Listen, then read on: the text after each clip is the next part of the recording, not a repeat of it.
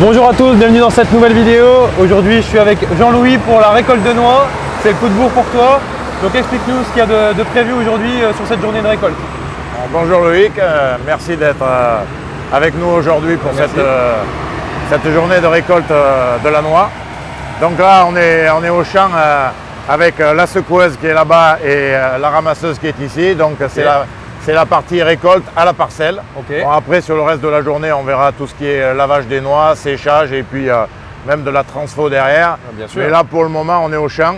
Donc c'est récolter les noix qui sont tombées au sol déjà par la pluie et le vent. Par le vent, ouais. Plus la secoueuse qui fait tomber normalement le sol qu'il y a sur les arbres. Et la machine qui ramasse et on emmène ça en benne pour aller au lavage. Ok, ouais, donc c'est en ce moment le plus important. Oui, on est au cœur de la, on est au cœur de la récolte. Ok, on va peut-être l'arrêter, qu'on puisse voir la machine de près, que tu montres un peu comment ça se passe. Oui. C'est une ramasseuse qui est construite dans l'Isère par les établissements établissement Rousset à Beaulieu. Comment ça marche? Voilà, donc le principe c'est de ramasser tout ce qui se trouve au sol. Donc pour ça il y a un pick-up caoutchouté, donc des petites lamelles en caoutchouc qui frottent le sol et qui remontent le produit vers l'avant. Donc il y a une bavette déjà devant qui permet de frotter le sol et les bavettes à l'arrière remontent l'ensemble du produit sur ce qu'on appelle une chaîne à patates qui permet donc d'emmener le produit vers l'arrière de la machine. Et déjà, les petits cailloux, les petits brous de noix passent à travers les grilles et redescendent sous la machine. Donc l'essentiel de la matière qui est ramassée, donc les noix, les feuilles, les branches, monte vers l'arrière de la machine. Là, il y a un gros ventilateur qui pousse toutes les feuilles à l'extérieur et un peu le petit bois. Par contre, ce qui reste, c'est-à-dire les noix, le gros bois et puis des pierres, si éventuellement il y a des pierres, vont à l'arrière dans un stockage, une trémie de stockage qui stocke l'ensemble des produits qui sont récoltés. Et puis il y a le gros rotor, là, le gyro d'1 mètre sur le côté de la machine qui lui est fait pour aller chercher les noix sur le côté entre les arbres. Et donc c'est le chauffeur qui échappe le rotor manuellement et qui le rentre manuellement. Donc, et puis il y a une petite turbine latérale qui permet aussi de repousser les noix de l'autre côté du tronc pour pouvoir les récupérer au retour. Pour vraiment pas en laisser entre les arbres. Non, normalement c'est une machine qui permet de ramasser la totalité des noix qui sont au sol. Ouais, t'as pas de perte. Non, il n'y a pas besoin de repasser à la main derrière, faire le pied des troncs. Vitesse de travail approximatif? Après, en fonction des noix, en fonction de l'herbe qu'il y a et de la résistance pour faire remonter les noix, on peut aller de 3-4 km/h jusqu'à 7-8 km/h. Ok, et en quantité de ramasser en une journée, sur une belle journée? Pareil, selon le rendement bien sûr. C'est une machine qui est capable de ramasser 7-8 tonnes de noix sèches par jour. Ça fait une paire de veines. Oui. Après, tout dépend des noix qu'il y a. Bien sûr. Après, le frein, ça va peut-être être justement l'étape suivante, la laverie ou des choses comme ça. Oui, ou le séchage. Voilà, parce qu'il faut être en capacité d'avaler toutes ces noix. Il faut que derrière ça suive. Il faut que ça suive. Justement, je crois que c'est l'étape d'après. Tout à fait.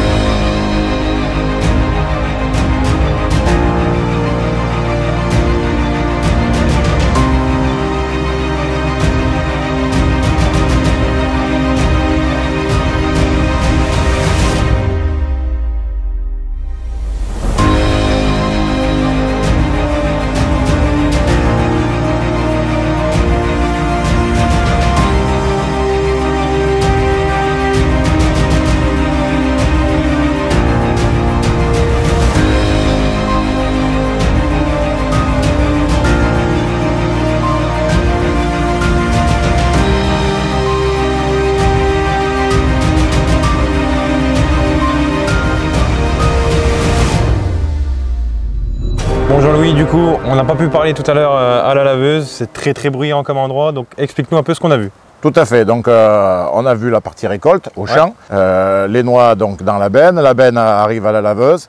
Donc là la particularité de notre installation de lavage de noix, c'est qu'elle est collective. Et l'essentiel des agriculteurs du village là, qui ont des noix, viennent laver leurs noix donc sur cette installation en Kuma. Comme tu as pu le voir, donc la benne est vidée sur un tapis qui permet de rentrer toute la marchandise sur les différentes machines qu'il y a derrière. Donc ce tapis, c'est un déterreur à patates fait pour acheminer les noix derrière sur un dégrilleur qui permet d'enlever l'essentiel du bois et quelques grosses pierres. Derrière, une prélaveuse qui commence à humidifier les noix et à faire en sorte qu'elles se déchargent de la terre, du brou.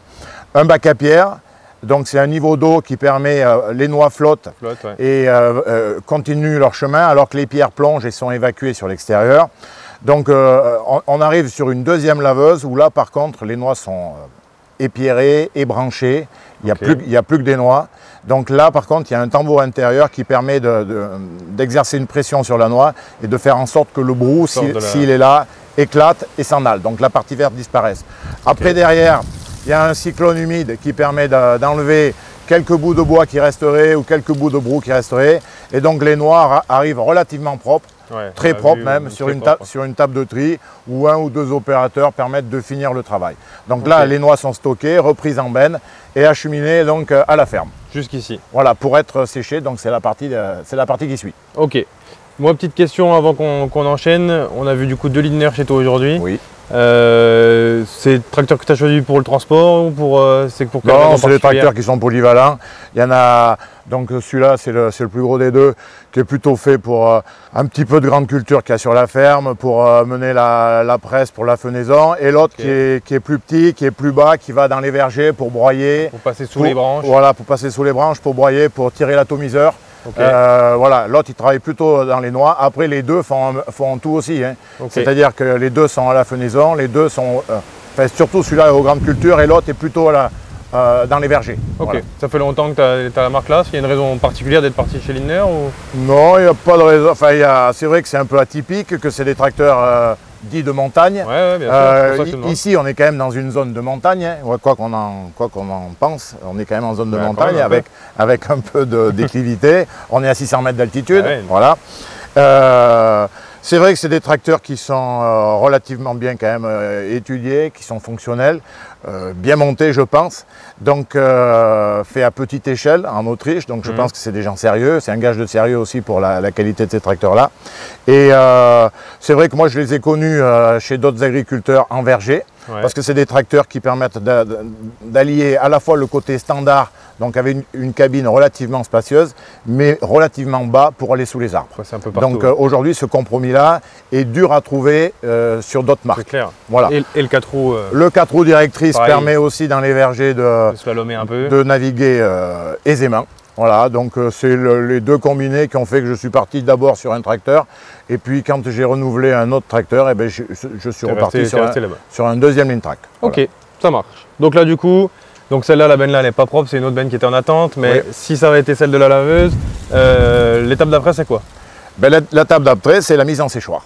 Ok. Voilà, donc baigner dans la fosse là qui est à l'arrière et monter en séchoir pour pouvoir, ces noix propres, en 4 jours, arriver à les sécher pour les rendre commercialisables après des étapes de tri. Et bien allez, c'est parti. Le travail, donc c'est le séchage, voilà, parce que ces noix qui sont humides, sorties de champ, peuvent contenir jusqu'à 30-40% d'humidité. Il faut les ramener à 8 ou 9% d'humidité pour qu'elles soient commercialisables et qu'elles puissent se conserver dans le temps. Donc là, c'est le rôle des séchoirs qui sont ici. Voilà, donc on vide les noix à côté, là, dans la fosse que tu as vue. Et donc les noix sont montées à la cime du bâtiment là et rentrées par l'élévateur, le transporteur qui est à plat en haut là, et qui permet d'alimenter les deux séchoirs. Donc c'est deux vieux séchoirs à faux fond que j'avais construits il y a déjà une trentaine d'années en parpaing, avec donc un faux fond grillagé sur un pan incliné. Donc dessous, on souffle de l'air chaud. Donc cet air chaud, il est produit grâce à une chaudière à plaquettes. Donc après, avec l'évolution des choses, c'est vrai que ce séchoir à faux fond, on l'a transformé, on l'a agrandi, on a fait un deuxième étage. Ce qui fait que la capacité des turbines me le permettait. Aujourd'hui, l'air donc traverse 1 mètre de noix qui ont déjà passé 2 jours dans la position haute. Et quand elles ont passé 2 jours là-haut, on les descend et on finit de les sécher ici encore 2 jours. Et après, on les extrait, donc on ouvre les trappes ici. Voilà, qui permet de ramener les noix sur ce tapis. Okay. Donc là, les noix sont sèches. Elles ont passé 2 jours en haut, 2 jours en bas. Elles sont ramenées à 8% d'humidité à quelque chose près. Le signe principal d'une noix sèche, c'est quand la cloison centrale casse.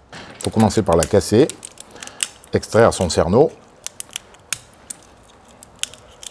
Voilà. Et vérifier que la cloison là, qui est entre les deux, donc cette cloison-là, casse nettement. Voilà. Quand elle casse nettement, c'est que la noix est sèche. Donc là, c'est le cas. Donc à 8%. Voilà.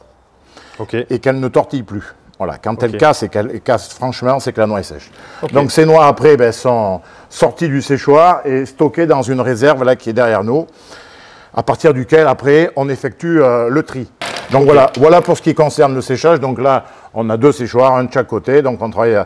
Donc ça nous fait 2 étages en bas, 2 étages en haut, ce qui correspond à un jour de récolte, quoi. Ok. Un jour par étage, ce qui fait qu'au bout de 4 jours, on a les 4 étages qui sont pleins et on commence à sortir. Donc le 5e jour, on remet par-dessus. Un jour par étage, du coup, tu as un jour de récolte, tu as 2 jours de récolte par silo. Voilà. Et comme il faut 4 jours pour sécher, ça me permet de ramasser tous les jours. Ok. Étape d'après, du coup, le criblage. Donc l'étape d'après, qui se situe à côté. Donc on reprend les noix à la sortie de la réserve, parce que ces noix, donc, on les a montées, on les a refait transiter par un jeu de tapis, on les a mis en réserve. De là, on les ressort progressivement. On les fait passer dans une calibreuse. Donc là, j'ai uniquement une seule grille. C'est une grille avec des trous à 28 mm. Donc on écarte toutes les petites noix, les moins de 28 mm. Okay. Voilà, toutes les autres passent sur le cyclone, là, la partie ventilation, qui, elle, par contre, permet d'écarter toutes les noix creuses, les fosses. Okay. Donc voilà, des noix qu'on va derrière quand même malgré tout passer au cassage pour récupérer le peu de cerneau qui reste. Parce que la ventilation elle est légèrement un petit peu forcée, un petit peu réglée haute, pour être sûr de toutes les écarter, donc on en écarte quelques bonnes. Voilà. Oui, et après, il y a donc un tri visuel sur la table de tri qui est à côté, qui permet d'enlever des noix qui sont lourdes, donc qui ne partent pas à l'air, qui font plus de 28 mm, mais qui ont une tache, ou qui ont un petit défaut, qui ont éventuellement voilà, quelque chose qui peut ne pas correspondre pour satisfaire le marché. Sachant que derrière, les noix sont vendues à... nous, on commercialise au travers d'une coopérative. Okay. Bon, par contre, on est en démarche, on est en agriculture biologique. On répond aussi au cahier des charges bio-suisse. Donc, l'ensemble de nos noix sont vendues sur le territoire suisse. Ok. Voilà. Et 28 mm, c'est ça? Oui. Pourquoi 28, pas 29? 28, ça correspond au cahier des charges de l'appellation Noix de Grenoble. Même si ici, on est hors de la zone Noix de Grenoble par rapport au terroir, on a là exactement la même variété. Et c'est vrai que le matériel qui nous est proposé, souvent, ce sont des grilles de 28. Après, on aurait pu mettre aussi une grille de 27. Oui, voilà. Non, il n'y a pas de règle. Okay. Et puis, la commercialisation telle qu'on le fait au travers de la coopérative, voilà, c'est en dessous de 28 mm, de toute façon, c'est des noix qui sont très peu valorisées et qui méritent donc d'être transformées. Alors qu'au-dessus de 28 mm, c'est la noix de bouche. C'est des noix de table, de coque, voilà, qui, elles, ne méritent pas... Il n'y a pas énormément de valeur ajoutée à aller chercher en les transformant. Okay. Il vaut mieux les vendre entières. Ok. Bon, ben, je te laisse passer ta benne et puis on continuera l'étape après. Tout à fait.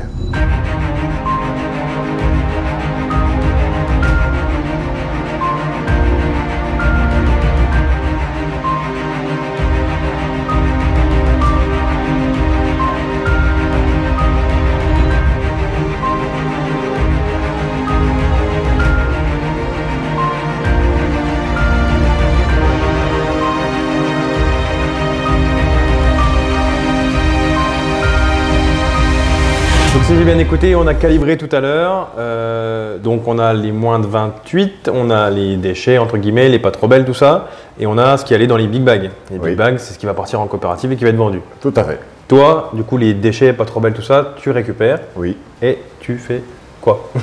Eh bien, c'est donc la prochaine étape, effectivement, après avoir calibré, trié, eh bien, on essaye de valoriser au mieux tous les déchets et les petites noix. Okay. Petites noix qui commercialement ont peu de valeur commerciale, donc on essaye de leur amener de la valeur ajoutée. Donc pour ça, il faut être capable de les transformer. Donc c'est pour ça qu'on s'est équipé il y a une quinzaine d'années d'une petite installation de cassage. Okay. Donc à l'étage, il y a 2 casseuses que tu pourras aller voir et faire des images, voilà, et faire des images avec. deux casseuses jumelées, deux petites casseuses 3 casses, donc qui cassent 6 noix par 6 noix en fait. Suivi derrière, donc les noix par gravité arrivent dans les noyeuses là qui est à l'arrière. Donc les noyeuses, c'est 2 assiettes relativement équipées de mousse relativement dure, qui décortique. Donc, oui, 2 assiettes qui tournent en sens opposé, dans lequel les noix s'insèrent et qui les éclatent. Donc, voilà, exactement, ce qui permet de les décortiquer. Le tout avec des souffleries. Donc, il y a 2 souffleries là-haut, sortie casseuse, et il y en a une ici, sortie et noyeuse, qui permettent d'évacuer les coquilles qui vont à côté dans la fosse à copeaux. Voilà. Donc, fosse à copeaux qui alimente la chaudière à plaquettes dont je t'ai parlé tout à l'heure, qui sert au séchage des noix. Tes déchets de noix te servent à chauffer pour sécher tes noix. Oui, et donc oui, tout à fait. La chaudière à copeaux est alimentée 6 mois de l'année avec le bois de taille des noyers, donc qui est transformé en copeaux et qui est amené ici à la chaudière. Et les 6 mois ou 5-6 mois où on casse des noix, c'est par contre l'installation de cassage, donc avec les coquilles, qui alimente la chaudière à copeaux. Donc voilà, essentiellement. Donc ces cerneaux ici, ces noix cassées arrivent ici sur cette table de tri avec 80% des coquilles qui ont été évacuées, mais il reste quand même entre 10-20% de coquilles qu'ici il faut enlever. Voilà. Donc sachant que moi, pour la destination que j'en fais, tout est destiné à l'huile. Donc si quelques coquilles restent, c'est pas forcément gênant pour le moulin qu'on va aller voir par la suite. Par contre, là, je te laisserai avoir les commentaires de ma fille parce que c'est elle. C'est le pire, ça. C'est elle la spécialiste. Voilà, donc c'est vrai que c'est un atelier qui permet de valoriser les noix qui ont peu de valeur commerciale. Ok, donc toi, il n'y a vraiment pas de... Même les déchets sont utilisés, quoi. Donc il n'y a pas tellement de... Oui, je pense qu'on a un système vertueux, comme on dit aujourd'hui. Eh bien, impeccable. Voilà. Bon, ben là, du coup, on est au moulin. Donc c'est toi qui t'occupe de ça. Comment ça se passe? Eh ben, ça se passe qu'on travaille avec les cerneaux de noix pour obtenir l'huile. Donc là, j'ai entre 8 et 13 kilos pour faire une passée de... Donc là, c'est ce qu'on a criblé, on va dire, tout à l'heure avec... Voilà, donc ça, c'est cassé, trié. Il reste un petit peu les cloisons au milieu, mais il n'y a plus de coquilles. Donc ça dure, le cycle dure environ 1 heure. Donc là, sur la meule, on va être sur 10-15 minutes. Après, on va passer sur la chauffe. Ouais, je sens. Donc on va torréfier un petit peu la pâte de noix. Et après, cette pâte de noix qui va devenir un peu taboulée parce qu'on fait évaporer l'eau, elle va passer sous la presse. Et de là va sortir l'huile. Et il faut compter un rendement de 50% environ. Voilà, à partir de ça ou par rapport au cerneau. Donc pour obtenir 1 litre d'huile de noix, il faut 2 kg de cerneau et 6 kg de noix pleines, enfin de noix en coque. Donc divisé par 6. Ouais, c'est ça. Après 6 ou 7 kilos, quoi. Ça dépend de la qualité des noix, du calibre et du poids de la coquille. Et le reste, une fois que c'est pressé, ça va quelque part? Donc le tourteau, ça peut être à destination de l'alimentation animale, notamment pour les porcs. Après, brebis, chèvres, un petit peu, mais il faut rationner. Sinon elles en raffolent. Ok, pas de souci. Eh bien, c'est parti. Allez. Et donc ça fait combien de kilos pour réussir à écraser? Ça, c'est une meule de 900 kilos. Donc c'est une meule en béton recouverte d'une feuille inox. Donc là, faut pas mettre la main, quoi. Et là, faut pas mettre la main, non. On risque d'avoir des soucis. Après 20 minutes de chauffe, donc une fois que le cycle de la meule sera terminé, on va mettre tout ça dans les seaux. Donc ça, on obtient une pâte de noix. Une fois que cette pâte de noix, une fois que là c'est terminé, que la chauffe est prête, on va mettre cette pâte de noix sur la poêle. C'est une poêle en fonte chauffée au gaz. Et donc là, on commence à sentir un peu les arômes. Et puis ça sent super bon. Et donc là, la presse qui tourne déjà. Et donc là, c'est la presse. Donc une presse de 70 tonnes qui monte à 220-230 bars avec 6 paliers de pression. Et là, pareil, ça dure 10-15 minutes. Et on obtient au début, ça coule bien fort. Là, on voit que on est sur la fin. On est sur la fin du cycle. Et après, on pèse l'huile de noix obtenue. Et nous, on travaille avec des fûts en inox de 150 litres. Okay. Donc c'est des fûts décanteurs, quoi. Où Okay. ils sont légèrement inclinés. Et donc au fond, il va y avoir la crêpe qui va se déposer. Et l'huile dessus, c'est une huile qui n'a pas besoin d'être filtrée, pas besoin de. Voilà. Okay. On peut la tirer directement. Ouais, j'allais dire combien de temps là-dedans du coup, mais.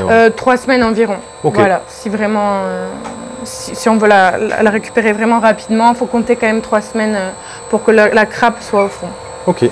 Voilà, du coup là on obtient l'huile, le cycle est terminé et je te laisse du coup rejoindre mon père à la ferme auberge en bas au restaurant. Pour finir la journée. Pour finir la journée. Ça marche, à tout à l'heure. Merci.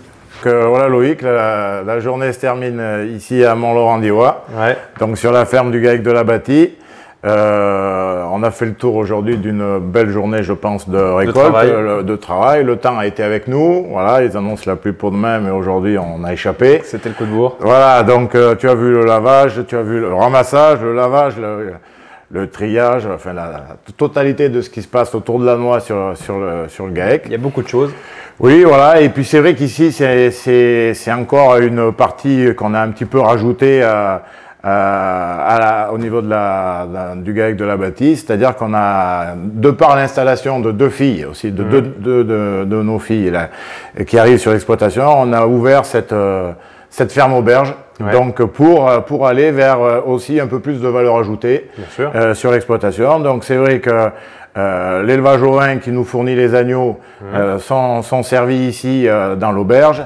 Et les noix, au travers de l'huile, au travers des cerneaux, sont aussi dans les salades, dans les gâteaux que ma fille et mon gendre préparent là pour permettre de valoriser au max du max. Quoi. Voilà, pour les clients que nous avons le plaisir de recevoir. Donc là, le restaurant est fermé en ce moment, parce que vous fermez une partie de l'hiver, c'est ça? Oui, c'est ça. Oui, la ferme auberge prévoit d'ouvrir en gros au 1er avril pour une fermeture au 1er octobre. Voilà, donc ça nous laisse tranquille pour la récolte des noix, pour toute la transfo qu'il y a derrière la noix qui va relativement loin parce qu'on a quand même du travail jusqu'au mois de mars, la taille des noyers, tout ça. Après, c'est pas qu'il n'y ait pas du travail l'été, mais c'est plus du travail de mécanisé, de tracteur, tout ça. Donc on n'a pas besoin d'être aussi nombreux à bosser dans les champs. Donc il y a une partie de l'effectif, notamment mon gendre et mes filles, qui viennent ici pour accueillir tous les clients qui viennent se restaurer à la ferme auberge. C'est vrai que ça rajoute du travail sur l'exploitation, mais ça permet d'aller aussi au bout de nos produits. C'est clair. Et donc de garder un maximum de valeur ajoutée, de faire en sorte que la ferme se pérennise. Donc voilà, donc ce que je te propose pour conclure cette journée, autour des noix et de l'huile qu'on a pu toute la journée voir et récolter, de trinquer à ta santé, à la nôtre, à la santé de la récolte, avec un petit vin de noix. Eh bien allez. À la tienne. À la ferme de la Bâtie. Merci bien. C'est super bon. Il est parfait. Il est parfait.